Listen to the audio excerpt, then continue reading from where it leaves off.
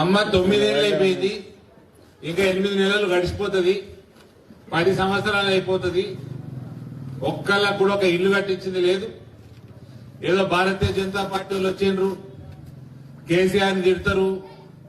BRS party, ఆయన party పేరు మార్చుకున్నాడు తెలుసు కదా మీకు. బీఆర్ఎస్ పార్టీని తిట్టిపోతుర్రు.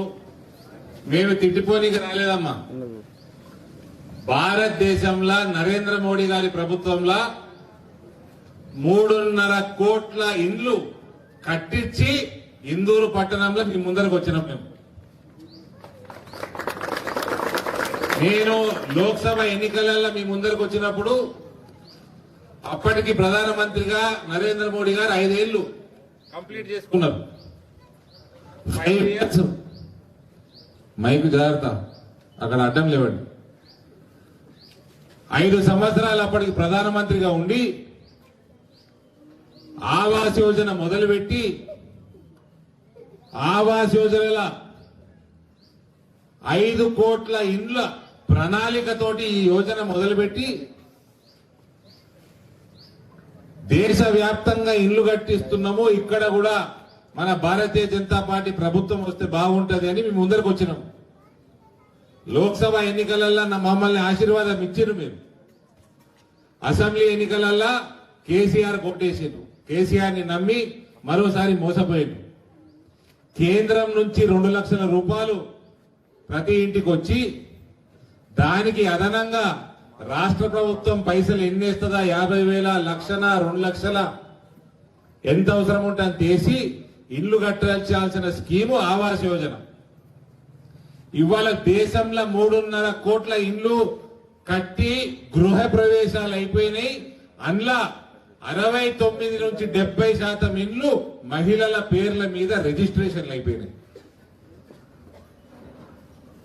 ఇక్కడ మాత్రం ఎన్ని ఇచ్చిండో నాకంటే ఎక్కువ మీకే తెలుసు. ఆడ మూలకెన్నో కట్టిండు, కట్టిన ఇయ్యలే, అద్దాలు వలిగిపోయినాయి, తలుపులు ఊసిపోతున్నాయి, సిమెంట్ రాలిపోతున్నది, గోడలకి పర్రెలు వాస్తున్నాయి. కానీ గరీబ్ వాళ్ళకు మాత్రం ఇస్తలేడు. ఏంటి కోసం ఇస్తలేడో ఇక దేవుడికే తెలుసు. కొని కట్టిండు, అవి కూడా ఎన్నో కట్టలే.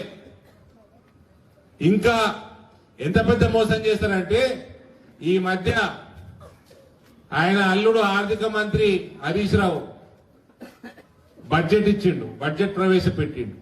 అందులో ఈ సంవత్సరమే కాదు, గత 4 సంవత్సరాల నుంచి 27,000 కోట్ల రూపాయలు మళ్ళీ అదనంగా ఈ సంవత్సరం డబుల్ బెడ్రూమ్ స్కీములు డబ్బులు కేటాయించి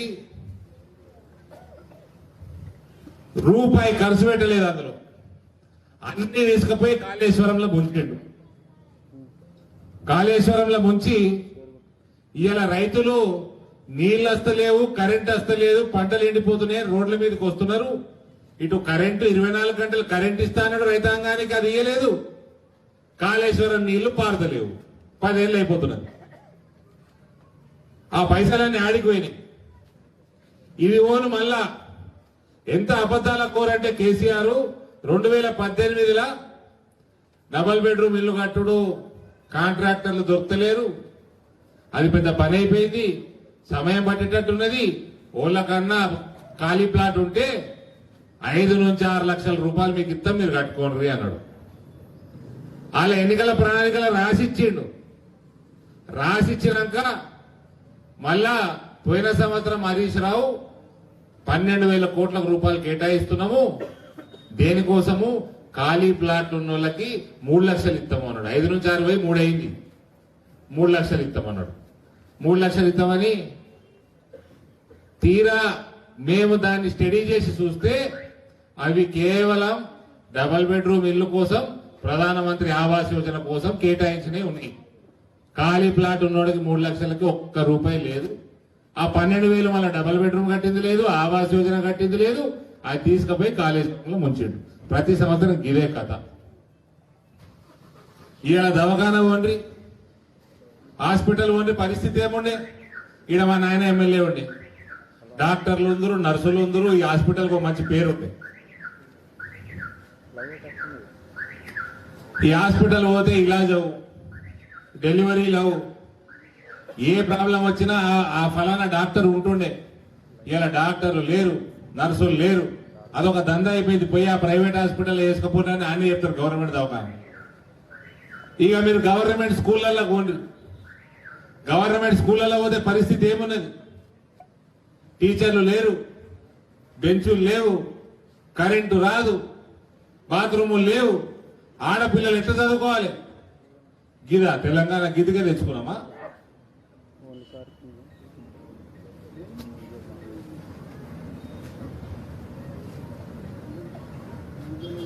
దళిత బంధు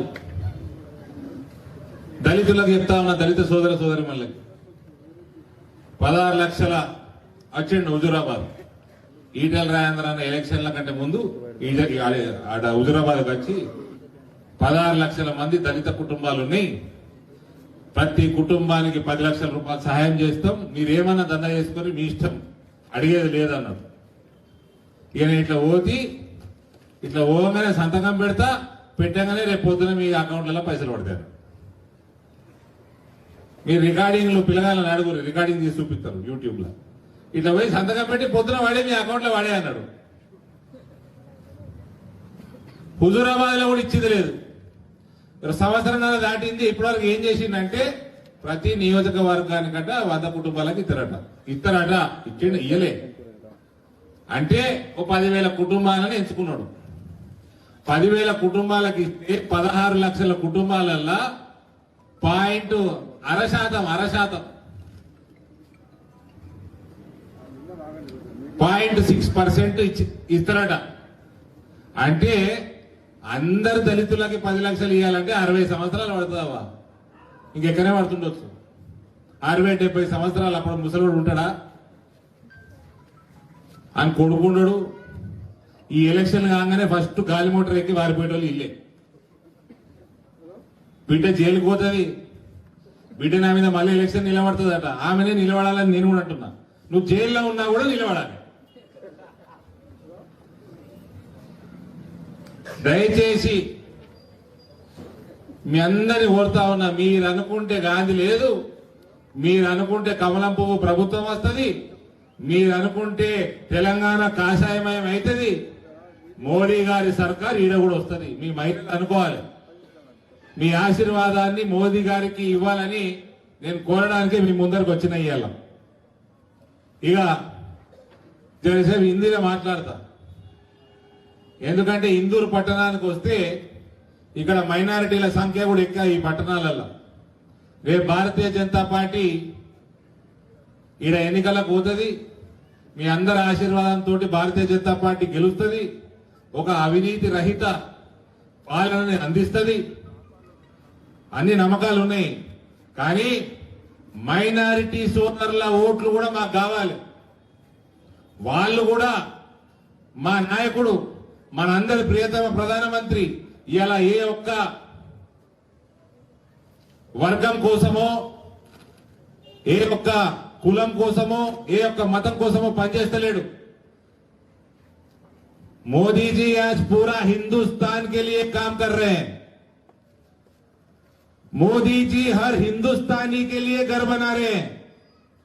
मोदी जी हर हिंदुस्तानी के लिए, गरीब हिंदुस्तानी के लिए आयुष्मान भारत का हेल्थ इंश्योरेंस स्कीम लेके आए हैं, जो तेलंगाना में नहीं मिल रहा है. आज मैं मुसलमान भाइयों और बहनों को पूछ रहा हूं, कितने लोगों को आपको घर मिला है?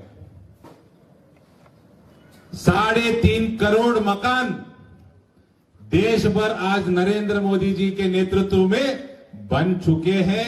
उसमें 70% महिला जो लेडीज के नाम पे रजिस्ट्रेशन हो चुके हैं, वो गृह प्रवेश कर चुके हैं और अपने नए मकानों में जिंदगी गुजार रहे हैं. इंदौर शहर में कितने मुसलमानों को, मैं सीधा पूछ रहा हूं, घर मकान मिला है? कितने मुसलमान आयुष्मान भारत के योजना में या अपोलो या यशोदा या एएजी या जो भी है कॉर्पोरेट हॉस्पिटल, आप जाके इलाज करवाए? आज तक 13 से 14 करोड़ के ऊपर के हॉस्पिटल एडमिशंस देश भर है। हर साल 5 लाख रुपयों का इलाज मुफ्त में करा रहे हैं नरेंद्र मोदी जी। कितने लोग, कितने मुसलमान भाई बहन यहाँ पे इंदौर में अपने खानदान में 5 लाख रुपयों का इलाज करवाए, मेरे को बोलिए। ना आपको इलाज करवा रहा है।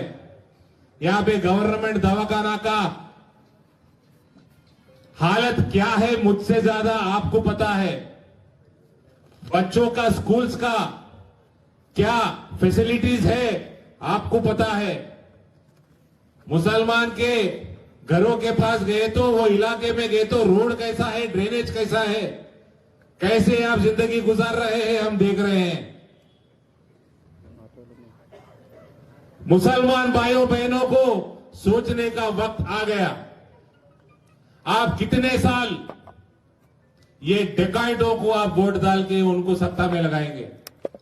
आप बीआरएस सरकार को, केसीआर को हराने का जिम्मा आप लोग लीजिए। भारतीय जनता पार्टी, नरेंद्र मोदी किसी के खिलाफ नहीं है। हम सबके लिए काम करते हैं, हम घर सबके लिए बनाते हैं, हम इलाज सबका कराते हैं, हम पढ़ाते सबको है। हमारा जितने भी स्कीम्स है वो पूरे हिंदुस्तानियों के लिए है। आपको सोचने का वक्त आ गया है। इस बार जब भी चुनाव आता तो आपका आशीर्वाद मोदी जी को दीजिए, आपका आशीर्वाद बीजेपी के उम्मीदवार को दीजिए और अपनी जिंदगी सुधारिए और अपने बच्चों का जिंदगी सुधारिए। हम आपके लिए भी काम करना चाहते हैं। अगर कोई आपको भारतीय जनता पार्टी को वोट डालने से आपके घर में रोक रहा है तो अच्छा बिरयानी बनाकर घर में बैठिए, पर इनको केसीआर को वोट नहीं देना है। केसीआर के सरकार को उतारना है, हराना है। और जितने भी पैसे, करोड़ों रुपए, लाखों करोड़ों रुपए ये लोग कालेश्वरम के नाम पे, मिशन भगीरथा के नाम पे, मिशन काकतिया के नाम पे इंदौर में आए तो अपने बोटे मचेरू माना किला राम मंदिर के बाजू में जो तालाब है उसका तो 3 करोड़ से चालू हुआ, 20 करोड़ के ऊपर हो गया बजट। ना जाने गणेश गुप्ता जी कहां लेके जा रहे पैसे। डबल बेडरूम वहां पे थोड़े बनाए, वो किसी को नहीं दे रहे। किसके लिए बनाए? ये बार अगर केसीआर की सरकार आया तो वो डबल बेडरूम मकान भी बेच लेंगे ये लोग।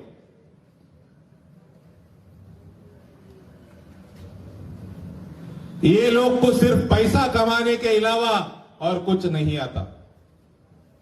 सो मैं आपसे भी रिक्वेस्ट कर रहा हूं,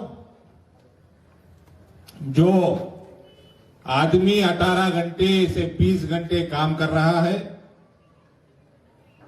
देश में डेवलपमेंट लेके आ रहे हैं। आज रेलवेज हो, नेशनल हाईवेज हो, आपका हर्षपल्ली का 130 करोड़ रुपए नरेंद्र मोदी जी का सरकार ने आपको आज रेलवे ओवरब्रिज बनाने के लिए हर्षपल्ली में सैंक्शन किया है। ये पैसा स्टेट गवर्नमेंट को देना था, उनका शेयर भी आधा शेयर था, 1 रुपया नहीं दिए। पूरा का पूरा पैसा नरेंद्र मोदी जी की सरकार सैंक्शन करवाए। आज माधवनगर का फ्लाईओवर बन रहा है, वो पूरा पैसा केंद्र सरकार से आ रहा है। वो भी हमारे प्रेशर से आज स्टेट गवर्नमेंट काम करना चालू करा, नहीं तो इतने साल वो भी डिले करते गए।